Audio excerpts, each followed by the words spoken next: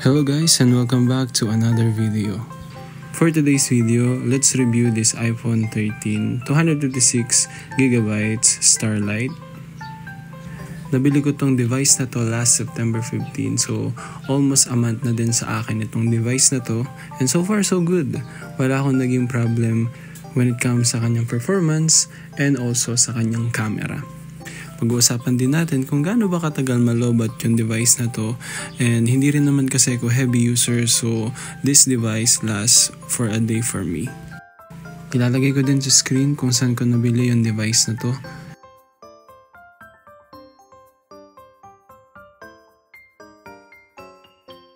Kung napanood mo yung review ko sa iPhone XR, yung iPhone XR na yun ay pinaswap ko dito sa iPhone 13. And so far so good when it comes sa performance and sa camera and sa battery as well. So let's talk about the camera. The main reason why I bought this iPhone 13 is because of the camera. Although yung iPhone XR, yung quality ng camera niya ay maganda, but if we compare it to the camera of the iPhone 13, malaki talaga yung jump ng quality when it comes sa video and also sa picture.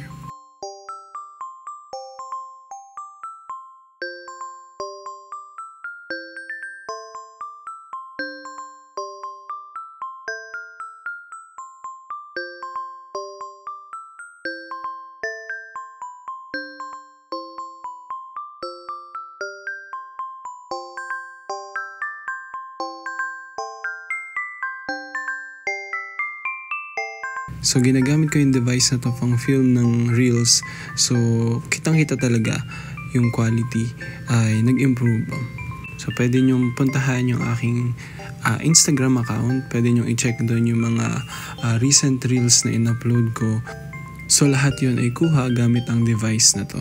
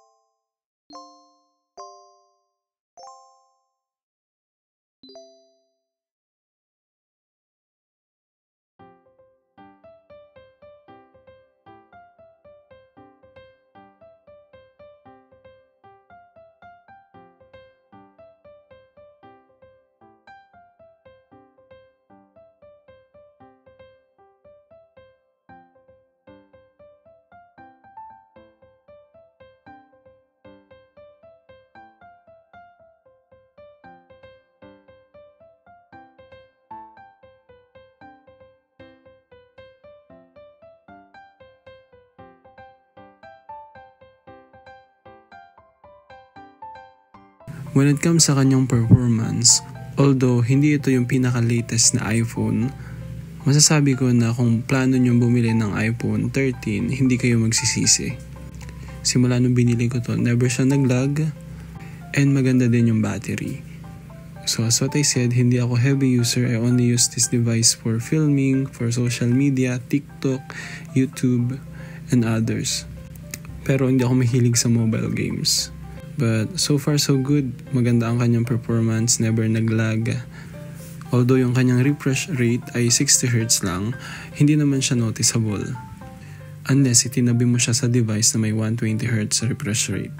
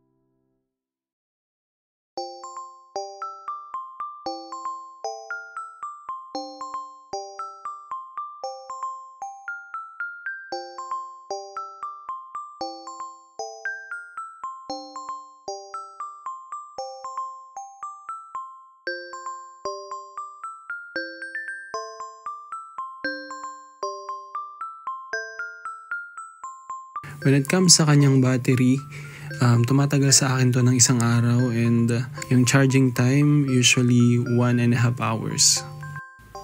For me, okay tong device na to, lalo na kung hindi kayo heavy user, kung hindi kayo mahilig sa mga heavy games.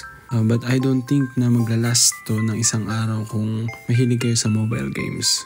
So usually, yung average ng screen time ng phone na to is 7 hours.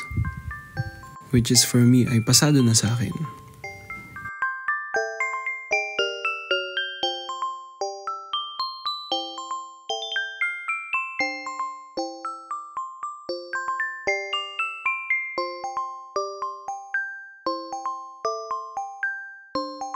So, in-update ko na din yung phone na to sa iOS 17. And when it comes sa battery life, wala naman nagbago, wala naman ako na-encounter na problem. Same pa din naman siya nung ito ay hindi ko pa ina-update sa iOS 17. When it comes to performance, wala din ako nakitang problem. Mas naging smooth din. And so far, so good. So, marirecommend ko ba yung iPhone 13 ngayon? The answer is yes. Sa performance, okay siya. Sa camera, okay siya.